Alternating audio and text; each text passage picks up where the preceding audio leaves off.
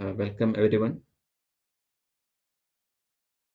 In the previous lecture, we were looking at the principle of inclusion and exclusion. Uh, we proved that, and then we looked at a couple of examples. In particular, we looked at the number of derangements using inclusion exclusion, and then also using principle of inclusion and exclusion, we calculated the number of surjections from a set to another set. So these are the two examples that we looked. And so now let us look at a couple of more examples. So what we look today is the first question is that given a multi-set, let us say a T with uh, 3 copies of an element A, 4 copies of an element B, and 5 copies of an element C, we want to find the number of 10 combinations of this set. Which means that we want to select 10 elements multi-sets, but of course, which are multi-subsets of the set, which means that we cannot have more than 3 copies of A in the subset, 4 copies of B in the subset, or 5 copies of C in the subset, right? So what we know how to count, using the one of the results that we studied earlier, is to count the number of multi-sets that we can make if there is an unlimited supply of each element. Right? So if the repetition or replacement is allowed, then we know how to do that. So given an unlimited replacement, the number of k combinations of an n element set, right? So n element, each of the element has unlimited replacement available. Then we said that it is k plus n minus 1 choose k. Right? This is something that we proved. Okay, now what can we do in this case? So that is the question. So as you might have guessed, we can try to use the principle of inclusion and exclusion to deal with the question this time. So how do you do that? Okay. So first we look at S as the set of all 10 combinations where infinite replacement is available. Right. So let us denote by T star the multi-set where each copies of A, B, and C are available as many as we want. Then we will define, right, as in a typical example or application of inclusion and exclusion, we define A1 to be those combinations in S which uses strictly more than 3 copies of A. Right, we are only allowed to use at most 3. So the combinations that use more than 3 are going to be the bad ones, right? We want to avoid. Similarly, we can define A2 to be the 10 combinations in S that has strictly more than 4 copies of B, and similarly A3 to be the one with more than 5 copies of C. Right? So now once we have this, we know how to calculate this using principle of inclusion and exclusion.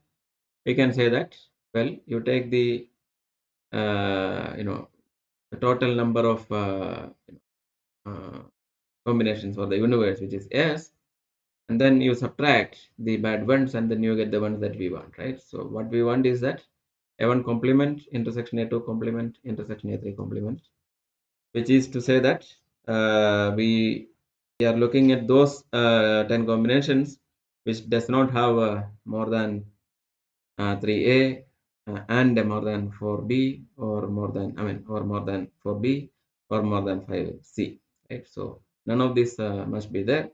So therefore we are looking at A1 complement intersection A2 complement intersection A3 complement, and that is precisely by inclusion exclusion cardinality of S minus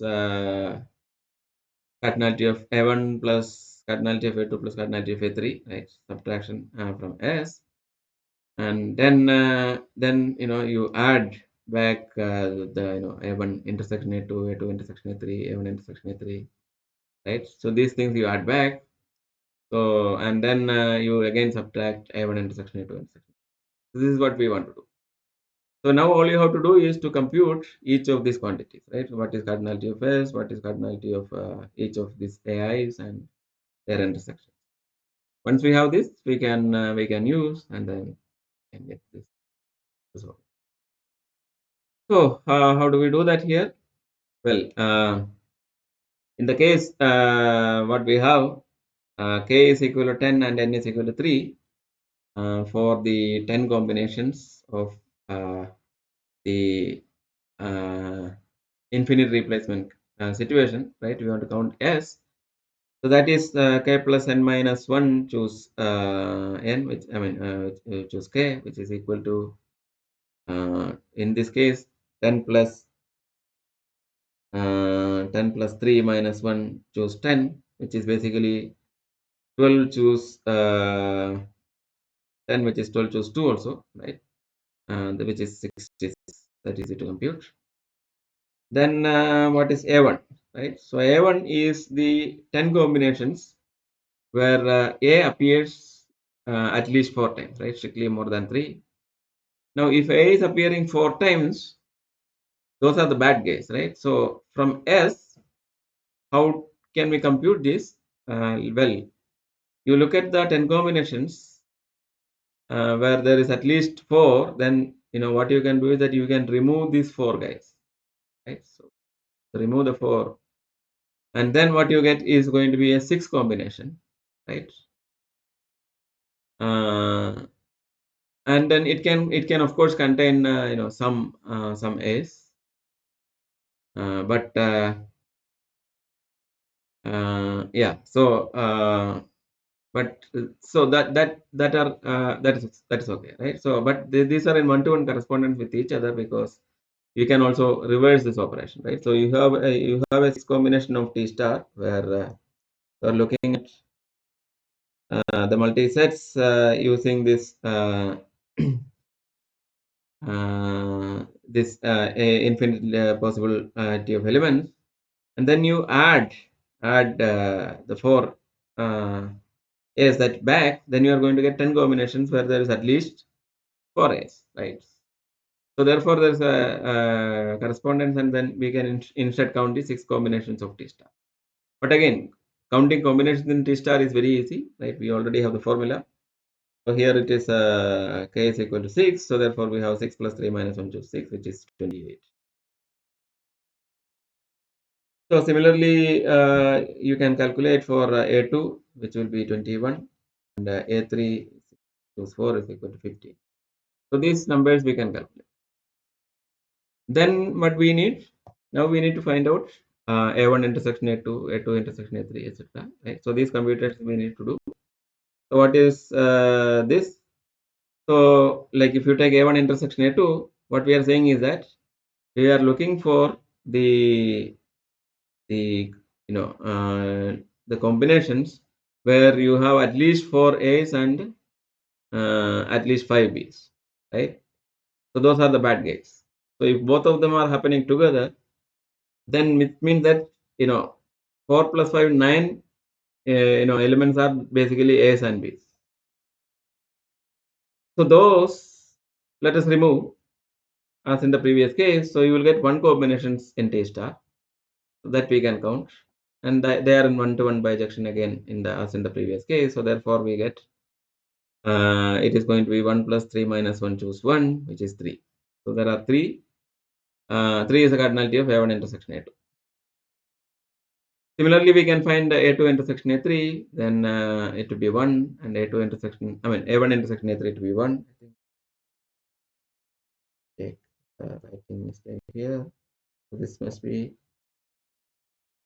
A1 intersection A3, and then A2 intersection A3 is 0, and A1 intersection A2 intersection A3 is of course 0.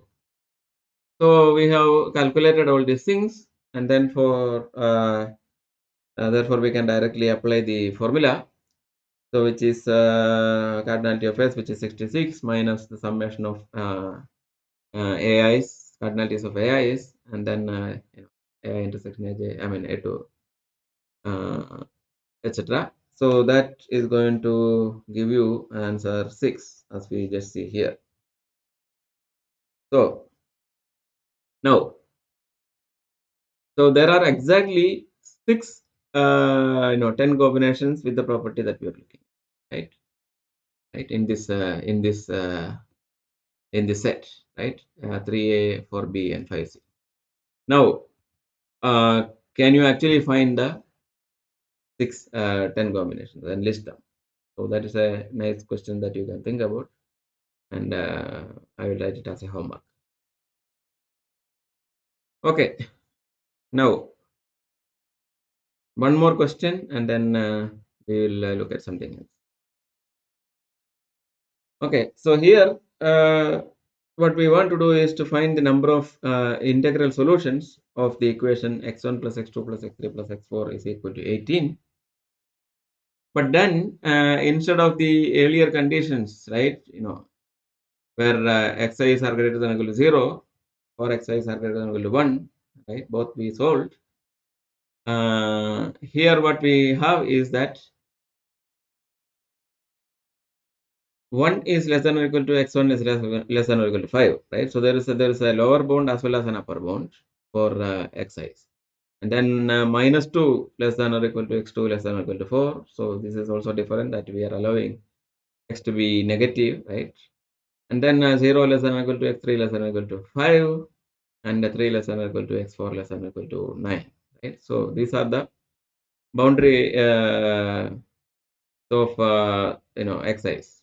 Okay, so xi's cannot take values outside these boundaries.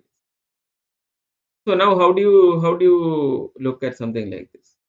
So you think for a few minutes, you can see that, like, okay, a very simple change of variables will help you to uh,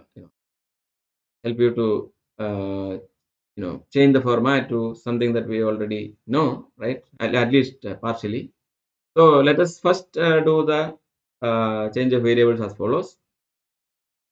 So we will say that see, x is ranging from x1 is ranging from 1 to 5, right? I want everything to be from 0 to something, right? So what I do is that I will say that y1 is equal to x1 minus 1, right?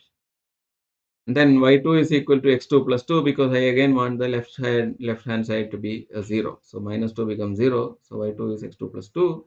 Y3 is x3, because x3 is left hand side is 0 already. And then y4 is equal to x4 minus 3, which means that I'm going to get 0 again on the left hand side of that variable.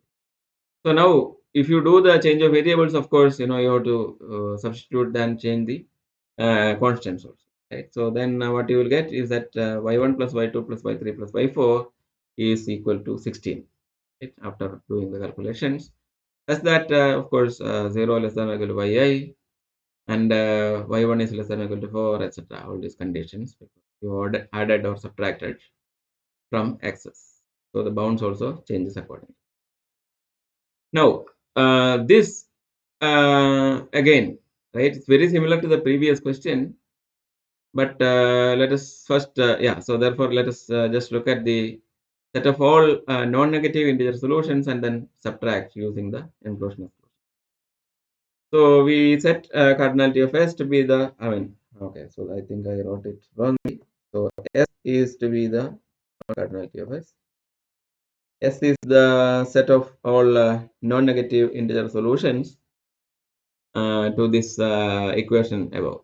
So since there is a one-to-one correspondence between this equation in Y and the equation in X, we don't worry about the number, right? Numbers remains the same.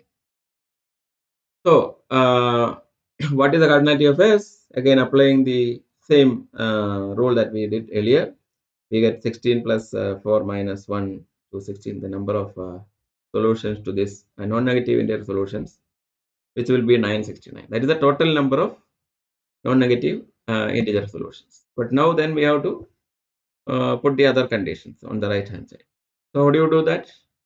Well, we can define the bad guys, right? A1, A2, etc. So let A1 be the solutions in S with the property that y1 is greater than or equal to 5. Okay? That is not allowed. So similarly, A2 is the solution such that y2 is greater than or equal to 7, etc. Okay. So then once you define this, okay, so I'm not doing all the details, so you can do on your own and complete the proof. So here now for each case you have to do some change of variables to reduce that counting that particular variable to be in the nice form, right? So what we are going to do is that we are going to do a change of variables again to say that okay, now z1 is equal to y1 minus 5 and zi is equal to yi for everything else. Now solutions of z1 plus z2 plus z3 plus z4 is equal to 11, right? After the change of variable will give you the cardinality of a1.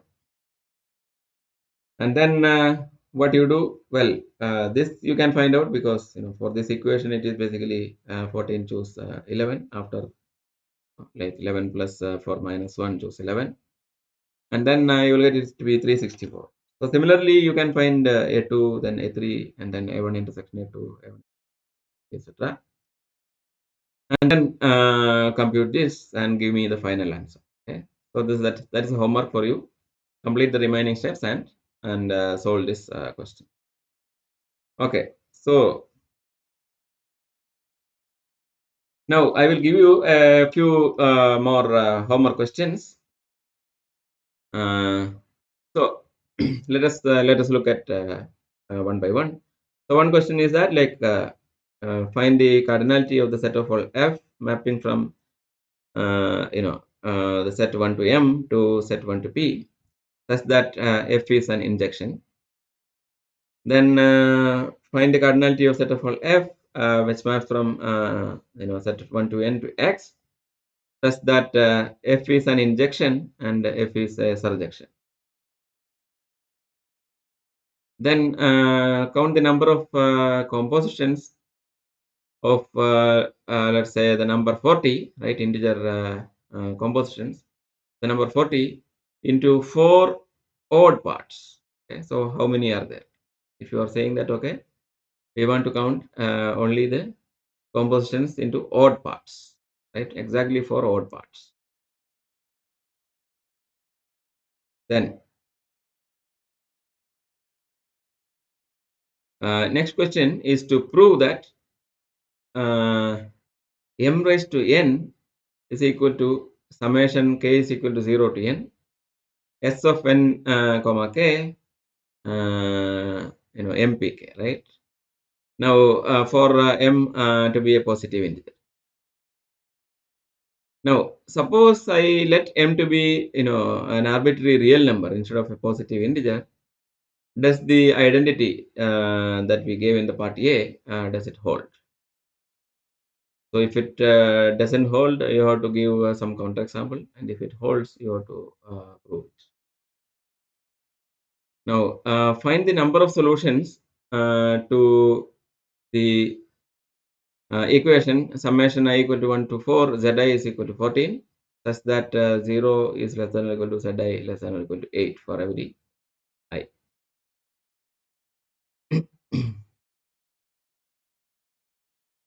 Okay, so the next question is that in a party, right? So we already saw a similar question earlier. In a party, let's say that there are 10 men and 10 women are participating. Then there is this hat check person who collects the hats when you enter, and then give it back when you go out. Now suppose this person like just for fun maybe, right? Give the men's hat to men at random when they go back, right? Not necessarily the same hat. Like, pick one and then give it to the first person who comes, right? Similarly, for the ladies hats also he gives only to ladies, but then again that is also at random, right? So from the ladies hats in one stand, he'll pick one at random and give it to one of the ladies who is going out. So this way he gives the hats. Then the question is that how many ways no one received their hat, right? And then in how many ways exactly two men and at least two women got their own hats? So these are the questions. Then another question is that how many northeast lattice paths go from the point 1 comma 1 to the point 8 comma 8 that does not pass through points whose coordinates p and q are both prime.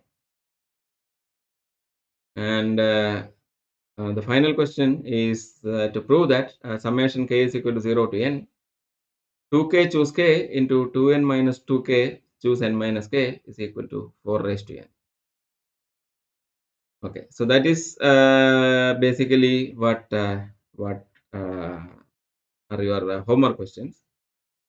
And then now let us take a short review on some of the results that we looked at. Right, it's going to give you some other insights. At least that's what I hope. And let us see what we can do. Okay, so what we want to look at is a way to collectively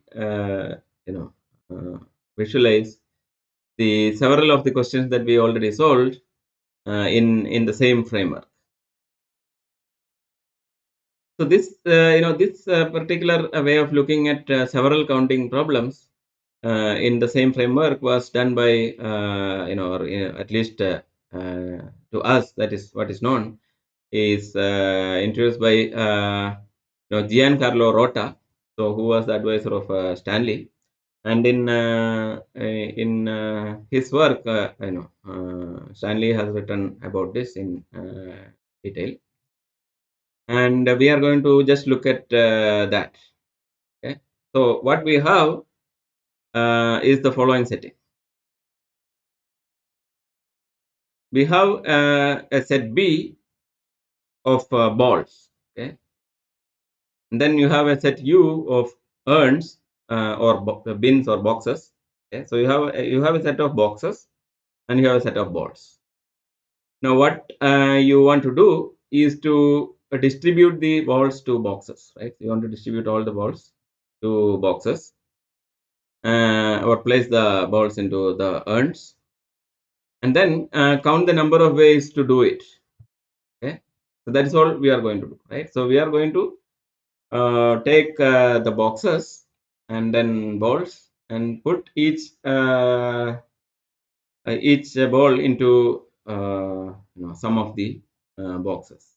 Okay, so all the balls you want to take and then distribute to boxes, and then we can say, like, there are some restrictions that we want to look. This is the general setting.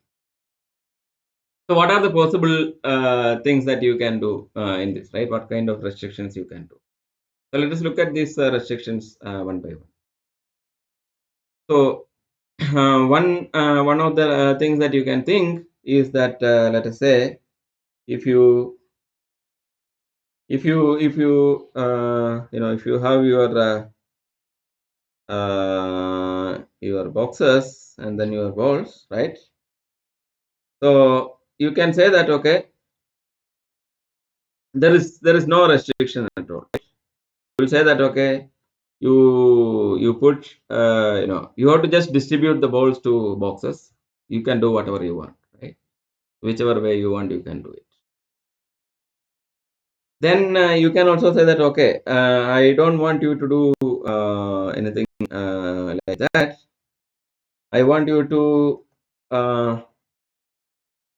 put at most one ball into a box. Okay, so a box cannot contain more than one ball. That is one restriction that you can put, right? Another restriction that you can put is that every box should have at least one ball, right? So that, okay, every box must have at least one ball. In other case, you can say that every box must have at most one ball, right? Yeah. So this is the first case was at least one ball. Then you will say that, okay, you can have 0 but you must not have more than one. So these are some kind of restrictions that you can. Then what other restrictions that you can put? I mean, other conditions that you can put. For example, you can say that, okay, I have labeled the boxes, right? The boxes are different now, right? So box 1, box 2, box 3, box 4, kind of boxes are labeled. Then I can ask the same question, right? With the labeled boxes, if the balls are going to the boxes, and how many different ways are there? If I allow at most one, at least one, or arbitrary. Then you can say that, okay, my uh, balls are also colored, right? They are not just identical. They are not necessarily identical, right? So I will say that, okay, they are colored. So then, if they are colored, then how many different ways I can do? Then you can say that, okay, the balls are colored, but the boxes are not labeled, right? They are identical. So if that is the case,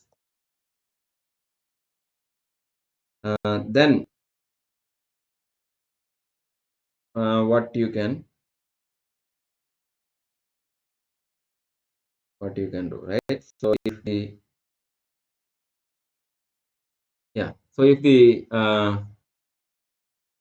the boxes are not labeled and then the balls are labeled, then what you can. So these kind of different questions you can ask, and you can see that there are altogether 12 such possibilities. So let us list them. So one is that, like, each urn or box must have at least one ball in it. Second is that no urn can hold more than one ball inside, and there is no restriction on how many balls can go to a box or an urn. So then what we said is that, okay, so the different cases that we can have is that the balls are labeled to make them distinct, and the urns are also distinct. So the both boxes and the balls are labeled. Then second case is that the balls are all identical, but the urns are labeled. And third case is that balls are labeled and urns are identical. Then balls are and urns both are unlabeled, that they are all all the balls are identical and all the boxes are also identical. So in this case, mm, what you can see is that, like, for each of the four cases, you can ask the previous three situations, right? You can ask these questions. What happens if these are the restrictions? So there are 4 into 3, 12 possible ways. So this is called the 12-fold way. Now let us try to put it into a nice table, right? So you have the balls, the urns, right? Then the cases that are distinguishable or labeled, and indistinguishable or unlabeled, and then these are the 4 into 3 choices, right? Where the 3 choice, right? We can, any number of available balls in a box is allowed. Then at most one per each box, and and at least one per each box, right? So, and then you want to count out, you want to find out what are the entries in each of these boxes, right? This one, what is it? What is this? What is these are the 12 cells you need to fill, and that will give you the answer to the 12-fold way question. So what are these numbers? So I want you to stop this and then think about this and fill up the numbers yourself, because we have already solved all these questions. So each of these questions we have solved, at least enough material we have covered using which we can solve all these questions. So think about this and try to work out the entries, and then once you once you fill all the entries, see whether they match with the observation that we are going to come up with. Okay, so we can also look at this question in terms of functions.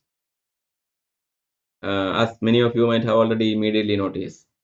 So let us say that your sets are like n and k, finite sets, where cardinality of n is equal to n and cardinality of k is equal to small k, right? Now we want to count the number of functions, let's say f, that map from the set n to set k, where first case is that f is arbitrary, right? F can be any function. Then we say that, okay, we insist that f must be an injective function. Then you say that f must be a surjective function. So these are three possible restrictions that you can put. And then similarly, we can say that, okay, the elements of n or k may be identical, or they are labeled to make it distinct. Right? So these are the four different scenarios. So 4 into 3, 12 again. So what are the cases here? Right, elements of n, elements of k, right? They are distinguishable or indistinguishable, right? Indistinguishable means that there is no label, they are all identical. Distinguishable means that they are labeled, they are all distinct. And then you can say that any function is allowed, or injective functions are only allowed, or surjective functions are only allowed. So these are the 12 ways. And these precisely correspond to the previous cases of balls and pins. So, there is no difference. This is just another way of looking at it. So we are going to count this, or find out this cells by looking in one of these cases, right? We will either look at as a function or as a balls and boxes question, and this will give you some, different kind of intuition. At least I hope so. So let us begin. The first case, right? So what is the first entry here that we want to fill, right? So that is that we have distinguishable elements, right? Distinct elements in n, and labeled elements in k also. And then we want to say that any function. So if the function is any function, then obviously we have already done this. That is one of the first questions that we did. So this is the total number of functions. Any function is allowed. So how many functions are there from an n element set to a k element set, which is k raised to n, right? So because why? Because f of x for any element can be any of the k possible elements. So because any element can be mapped to any of the k elements. So each one has k choices. There are n elements, so k raised to n. Okay. And in the terminology of urns and balls, we have cardinality of u choices for the first ball to be placed, right? And cardinality of u choices for the second ball to be placed, because any possibility is allowed, right? You can put as many as you want in any of the urns, and so therefore the ball has that many choices, right? If you are going to put the first ball, you can say that, okay, it can be any of the u. Second ball, again, it can be any of the u. Similarly, all the balls. So therefore, cardinality of u power cardinality of b choices are there, which is what we were doing. Okay, so the first entry we have filled, right, which is k raised to n. Now let us look at the next entry, right? Next entry means that, let's say, in the same row, the second entry.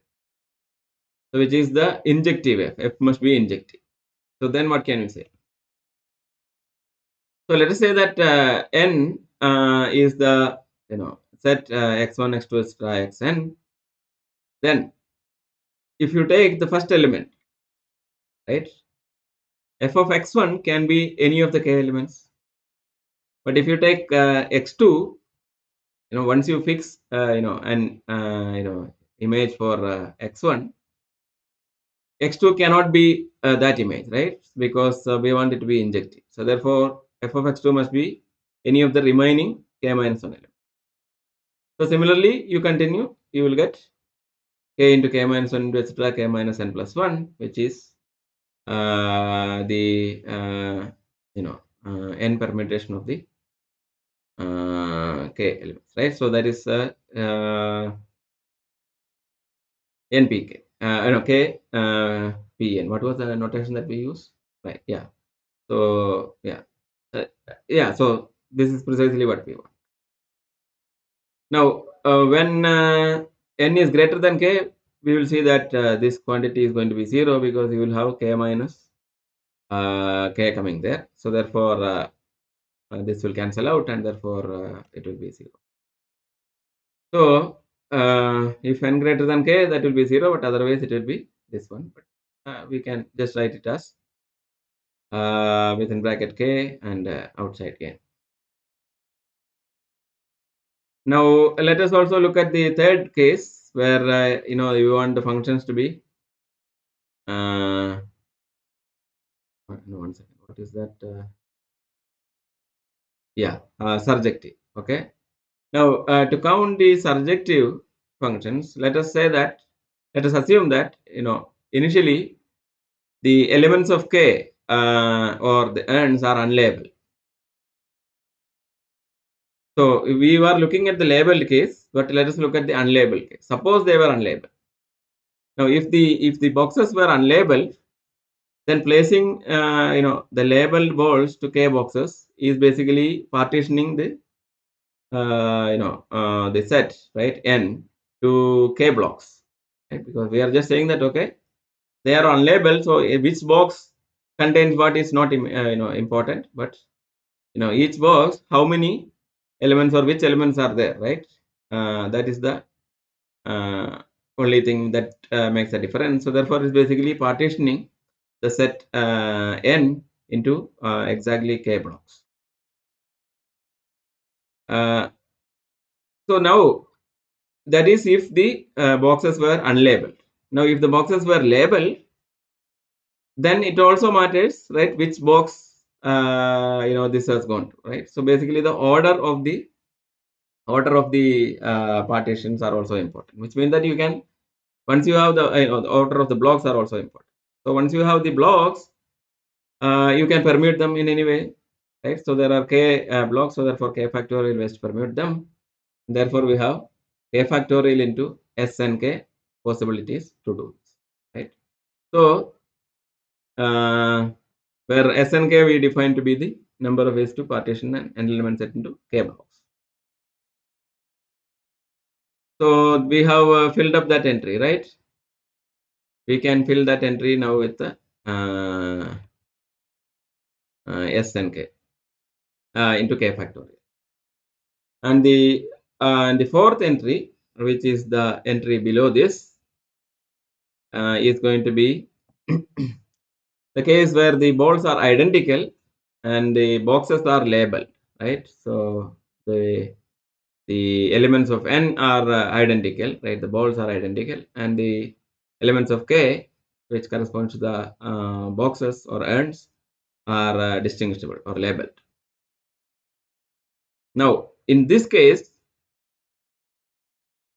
what matters is that how many balls each end gets, because the balls are all identical. So which ball goes where is not important, but only how many balls are going to each of the labeled ends, right? So therefore, you can think of the ends as the variables which takes the values, right? Like which is the number of balls, right? So this is basically like u1 plus u2 plus etc uk, where ui is the number of balls that the ith urn gets, right? So therefore, and this must come to n because we are distributing n balls to the k urns, and we already know how to solve this, right? We have done this. That is the non-negative integral solutions to the equation, which is k plus n minus 1 choose n. So we have a solution for that. Now, this is also the number of n element multisets that can be made from a k element set, right? Because instead of looking at as choosing the balls to be placed, you choose the ends, right?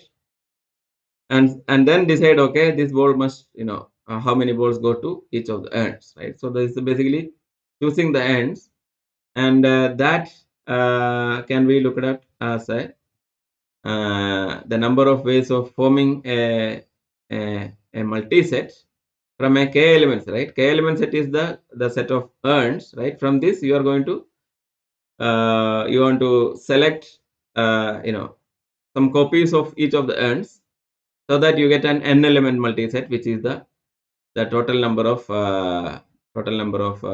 balls, right?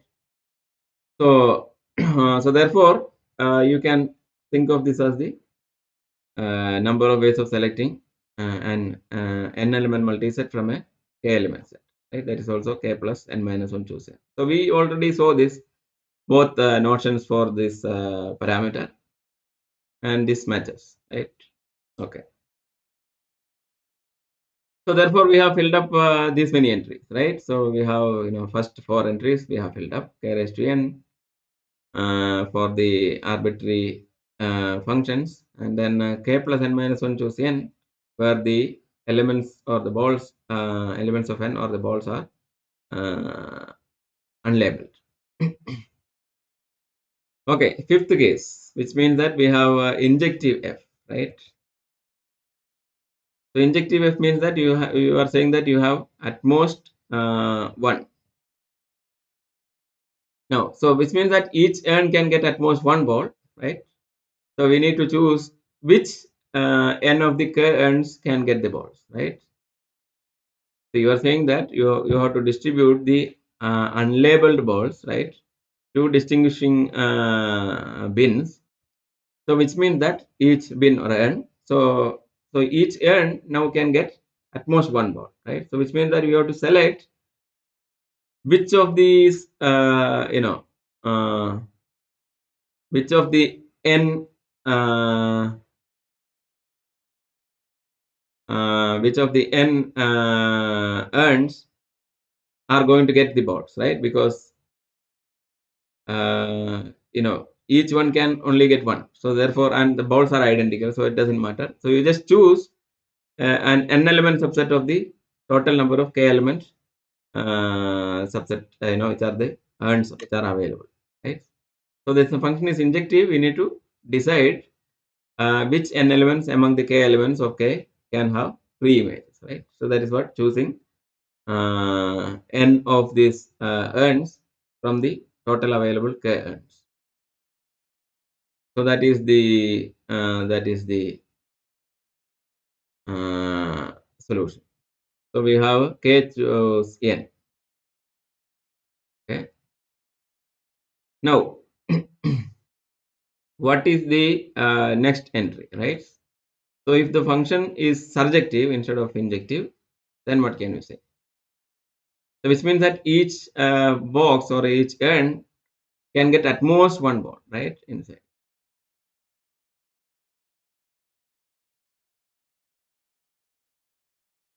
I mean, at least one ball, right? So, yeah, because we were looking at most one ball in the previous case. Yeah, so you should have at least one ball because it is surjective. So since each box must have at least one, any balls and is identical to any other ball.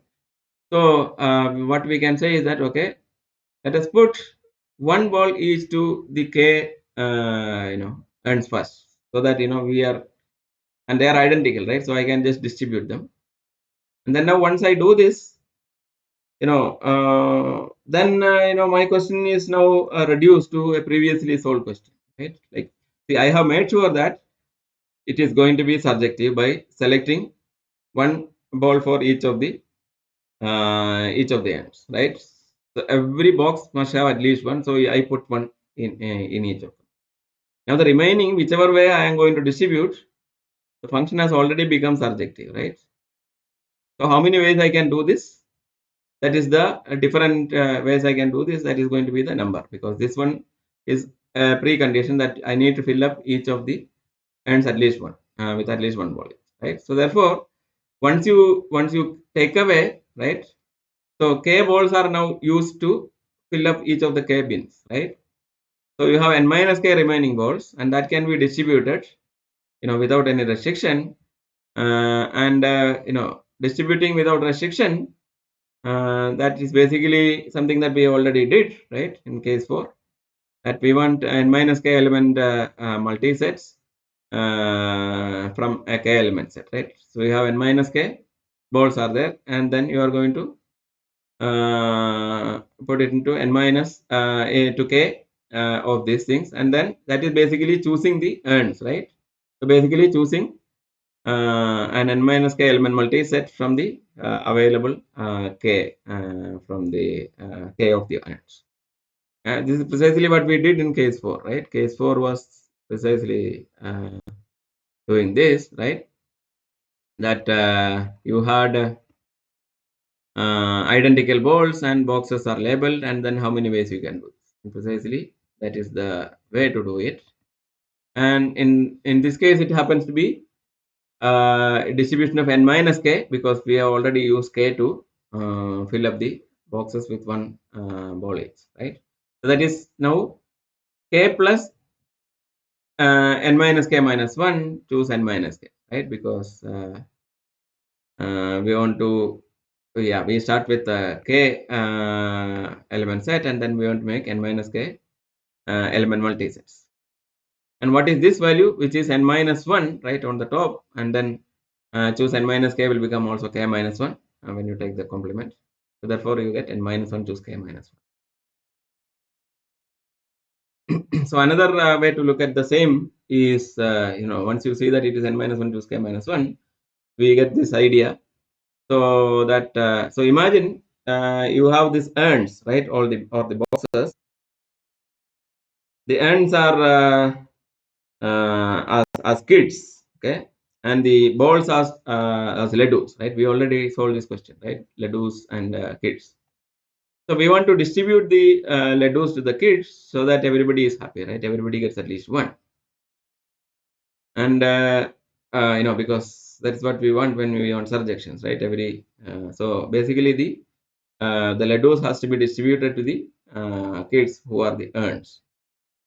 So how many ways we can do this? We did this already, but let us review that.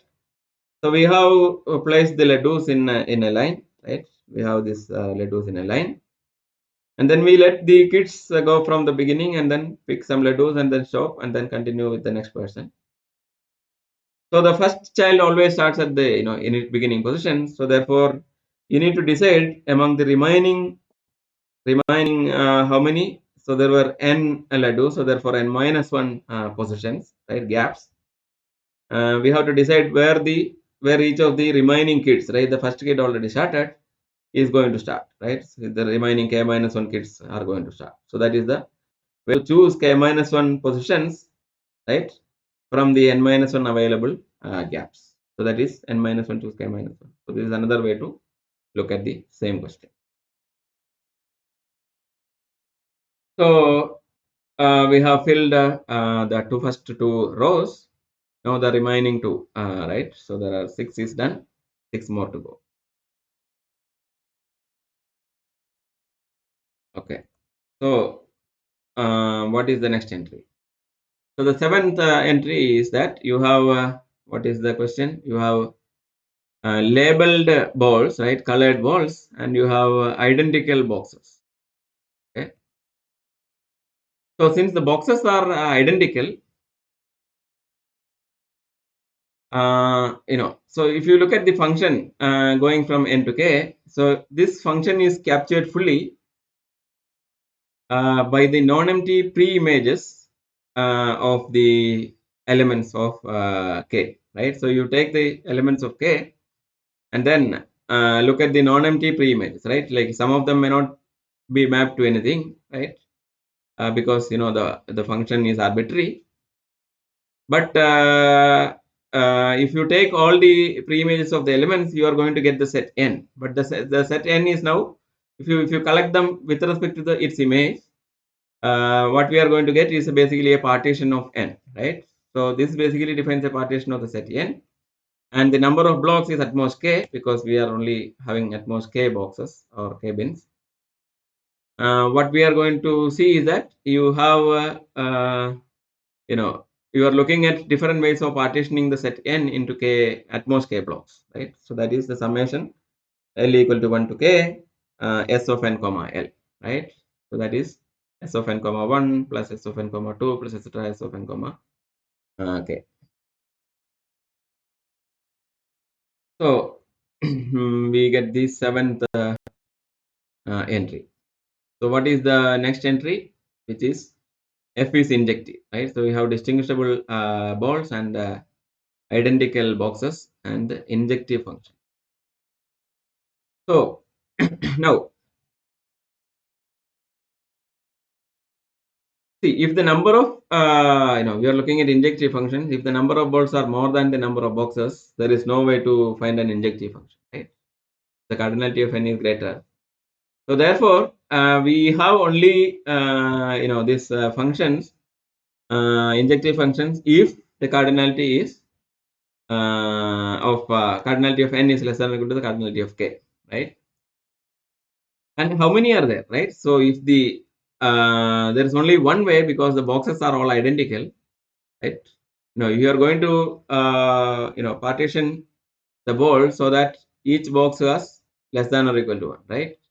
So if you are going to put less than or equal to 1, then to the boxes, then there is only one way to do that, right? So you just put the balls to the boxes. That is it, right? So you just distribute them, and then that is it. Because the balls are unlabeled, there is no other way to distinguish. So the answer is that it is 1 if n is less than or equal to k, and is 0 if n is greater than k.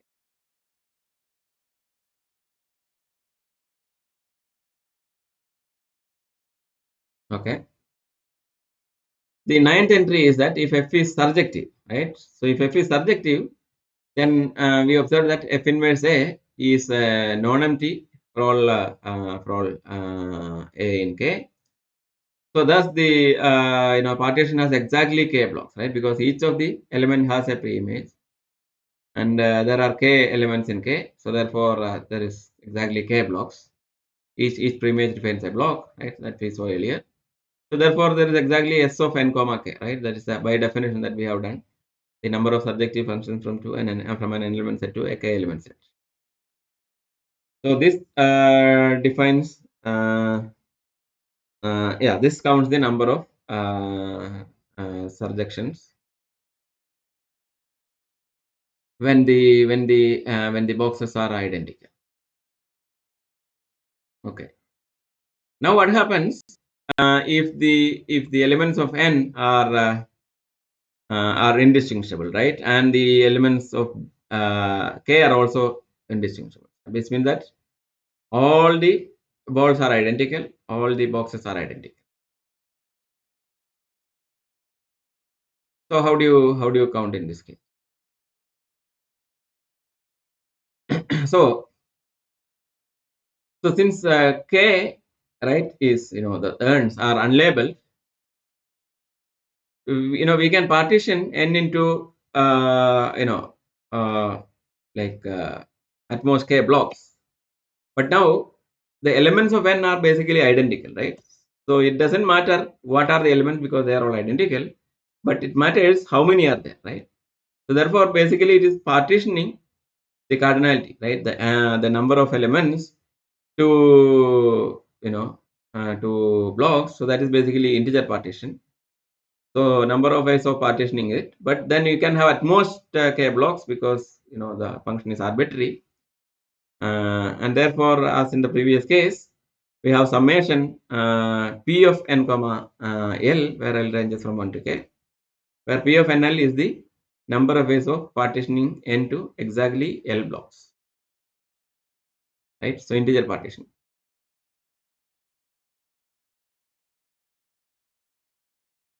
And what is the 11th question? Well, 11 is as we said in the case of 8, right? When the boxes are unlabeled, there is precisely one way to do it when n is less than or equal to k, and the 0 ways if n is greater than k. The same thing holds here because again, it doesn't matter whether the balls are labeled or unlabeled, right? Even they are unlabeled, there is precisely one way to do it. And if n is less than or equal to k, and otherwise, no way to find an injection. And the final question, question number 12, is again similar to 9, but now integer partitioning to exactly k blocks because the function is a surjection. So we have p of n comma k. So we have the full table here now, right? So we have the balls which are distinguishable or indistinguishable, the boxes which are distinguishable or labeled. Then you have any function, right? Which means that unrestricted distribution. You have at most one per box, which is injective functions. You have at least one per box, which is subjective function. Right? So these are the 12 cases, and we have filled up all the entries. And each of these we have done in our previous classes. So I think that is basically like collecting so many different counting questions into the same framework, right? Of just distributing balls to bins, which is a nice way to look at it. I think. So that is the reason we looked at it, and a couple of homework questions. So one question is to count the number of compositions of an integer, let's say n strictly greater than 1, having an even number of even parts. Okay. Then the second question is give a combinatorial proof why distributing n identical balls to k labeled boxes is the same as basically the number of uh, distributions of k minus 1 identical balls to n plus 1 labeled boxes. Okay. So distributing n identical balls to k labeled boxes and distributing k minus 1 identical balls to n plus 1 labeled boxes apparently is the same, right? Like I mean the same in that, like they have, there is a bijection between them, they count the same number, or yeah, so the cardinalities are the same, which is kind of interesting to see, right? Like why should they be the same, right? So can you find a combinatorial proof? Of course, if you want to give an algebraic proof, I think it's very easy. There is nothing there. But we need a combinatorial proof. Why they are identical? Okay. So that is it. So we have completed the homeworks parts for this question, and then let us